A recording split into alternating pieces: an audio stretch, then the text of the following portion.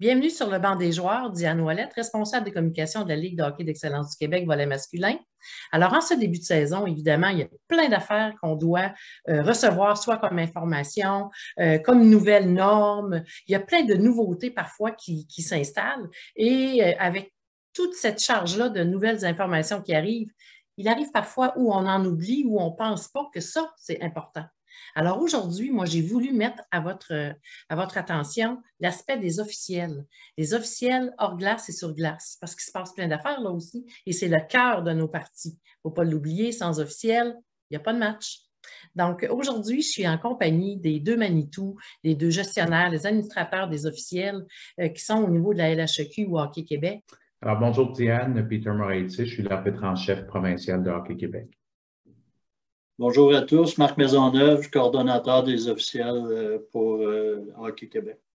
Alors, messieurs, en ce début de saison 2022-23, on peut s'attendre dans la Ligue de hockey d'excellence du Québec.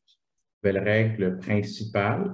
On pourrait peut-être juste énumérer quelques petites règles qui risquent d'être plus apparentes, que les gens risquent de s'apercevoir en écoutant un match de hockey. Alors, une des premières règles principales qui est amenée à changer cette saison, c'est au niveau de la réglementation qui porte sur l'assaut.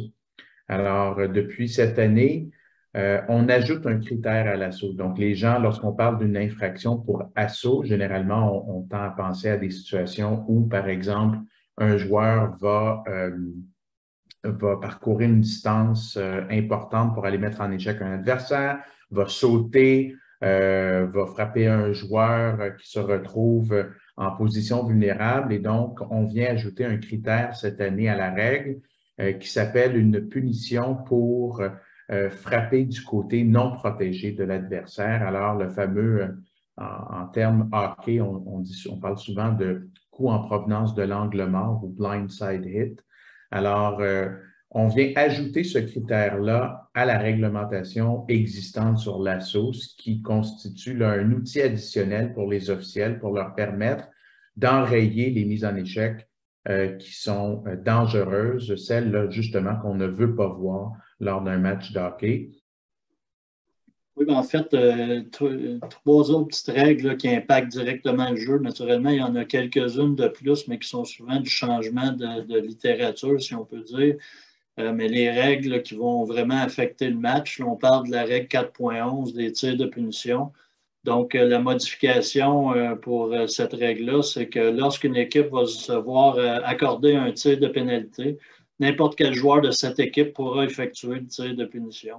Donc, auparavant, il devait s'agir là, du joueur qui avait subi la faute ou un joueur qui se trouvait sur la glace au moment de l'infraction, selon le cas. Cette année, à partir de cette année, en fait, n'importe quel joueur, qu'il soit assis au banc des joueurs, qu'il soit sur la glace, pourra effectuer le tir de punition.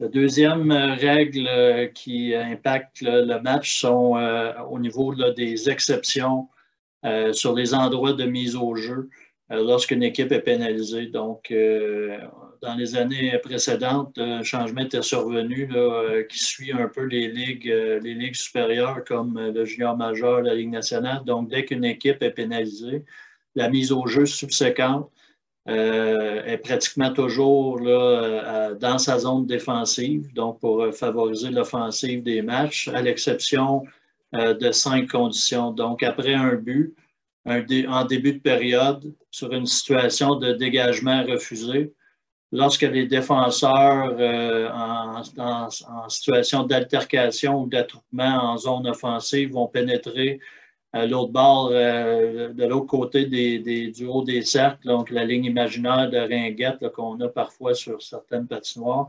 Et la cinquième condition ou exception qui est ajoutée, c'est la substitution prématurée du gardien. En fait, la substitution prématurée du gardien, pour l'expliquer, c'est lorsqu'on a, par exemple, une pénalité à retardement et qu'on désire retirer son gardien pour embarquer un joueur supplémentaire.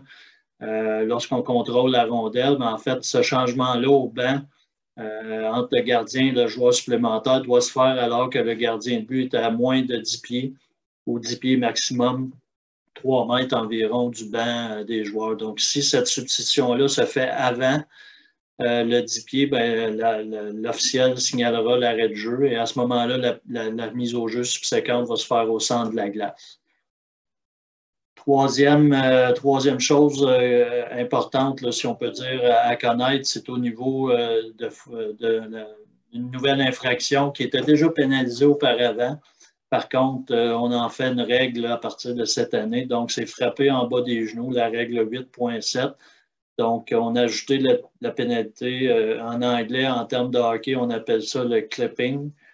Donc, l'action de frapper en bas des genoux, que l'on désigne aussi comme un coup bas, consiste à utiliser son corps pour entrer en contact ou mettre en échec un adversaire à la hauteur de ses genoux ou en bas des genoux.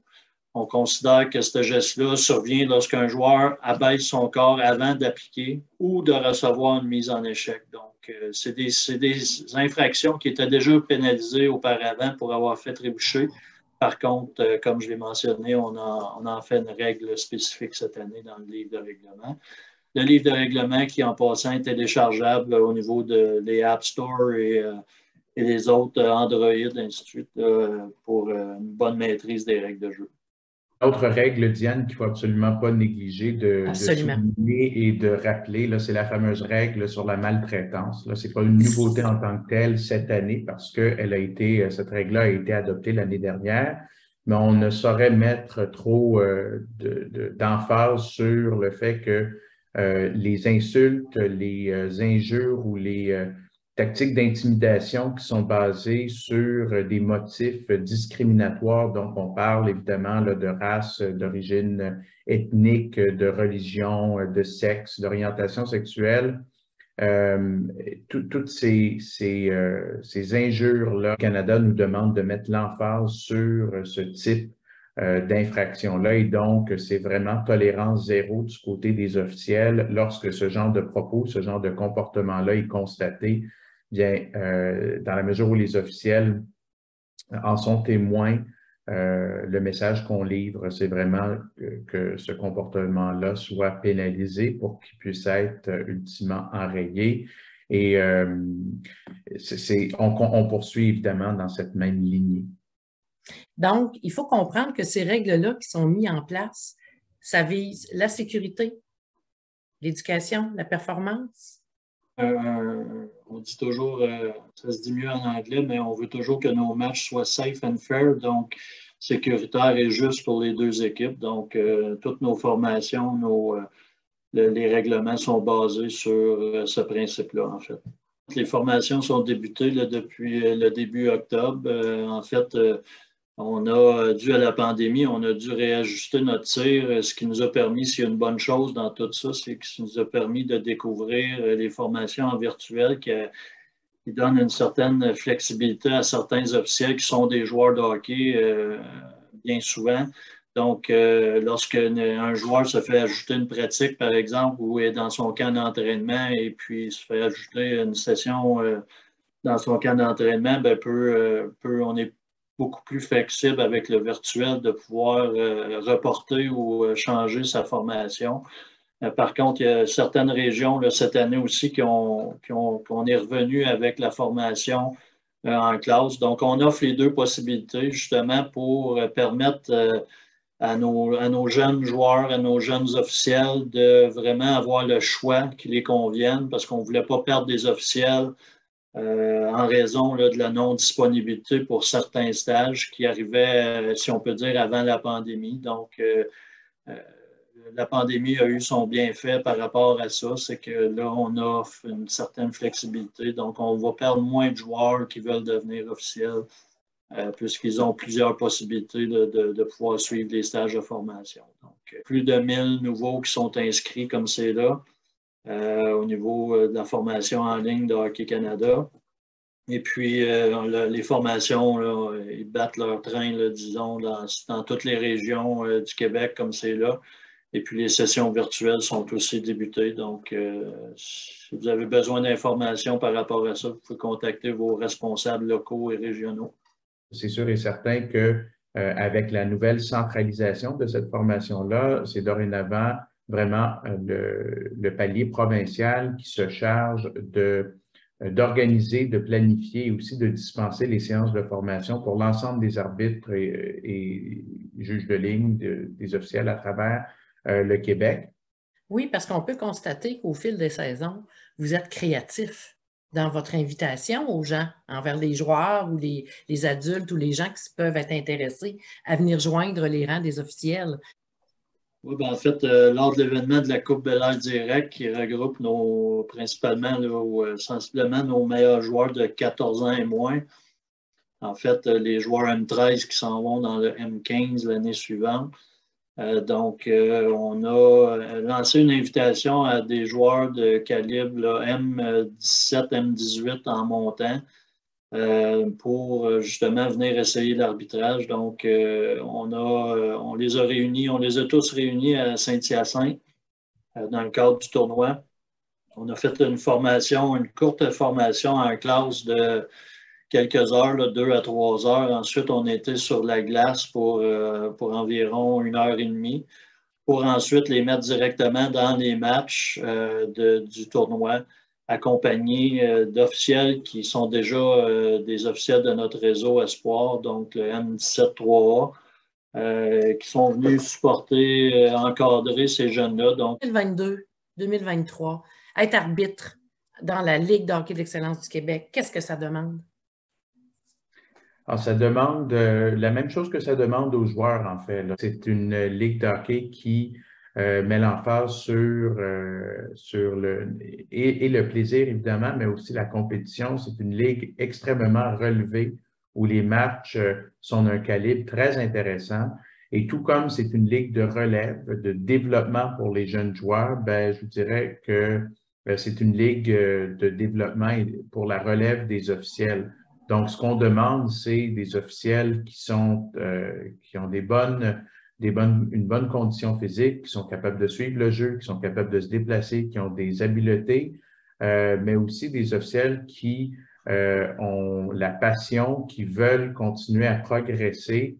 Évidemment, on vient d'en parler des règles de jeu, ça demande une connaissance des règles de jeu, ça demande du jugement, ça demande des habiletés de communication, mais ce qu'il ne faut pas perdre de vue, c'est que ce sont des officiels qui sont en apprentissage, tout comme les joueurs le sont. Alors, c'est quelque chose qu'on doit reconnaître, tant du côté des gestionnaires, des entraîneurs, des joueurs et des parents et des spectateurs qui sont dans les estrades. On a profité lors de nos 2 tournois M17-3A cette année, comme par le passé, profiter de ces 2 tournois-là pour identifier notre relève au niveau de nos ligues provinciales, donc le tournoi de Saint-Augustin qui approche à grands pas au début novembre, et puis le tournoi de Saint-Jérôme qui aura lieu plus tard après fête en février. Donc, ces 2 tournois-là serviront à identifier la prochaine relève. Donc, toutes nos régions envoient des candidats pour justement qu'on puisse identifier certains d'entre eux, des championnats provinciaux, puis certains d'entre eux pourront graduer au niveau du M18-3A collégial D1, Ligue de hockey junior 3A la saison prochaine. Ce qu'il faut savoir, Diane, c'est que tous ces officiels-là qui auront la chance de vivre ces expériences-là, que ce soit au niveau de la Ligue nationale, des autres ligues professionnelles ou semi-professionnelles, ou encore lors des différents championnats, tous ces officiels québécois-là qui ont la chance de participer à ces événements-là ont passé par la Ligue d'excellence. Il n'y en a pas la Ligue de hockey d'excellence du Québec. La Ligue de hockey d'excellence du Québec, tout à fait. Donc, ce sont tous des officiels qui ont passé, qui ont gravi les échelons, qui ont passé à travers, qui ont arbitré des matchs de la Ligue de hockey d'excellence du Québec. Alors, c'est la preuve pour nous de ce que je disais tout à l'heure, que c'est vraiment une ligue de développement pour nous. On s'en sert énormément justement pour dépister nos officiels et pour leur donner des opportunités pour justement s'améliorer et progresser dans leur cheminement. On sait que le hockey, c'est un jeu d'émotion, c'est un jeu où il y a une victoire, une défaite. C'est certain que la victoire, c'est toujours le fun quand on gagne, puis on fait du sport pour gagner, là, spécialement au niveau qu'on est avec la Ligue de hockey Excellence du Québec. Mais c'est certain que la défaite, c'est toujours plus difficile à avaler. on est conscient de ça. Par contre, ce qu'il faut se rappeler, c'est qu'on est en pénurie d'officiels. Il y a parfois des officiels qui vont graduer les échelons un peu plus rapidement que si on avait beaucoup d'officiels. Donc, il faut être patient avec ces jeunes-là.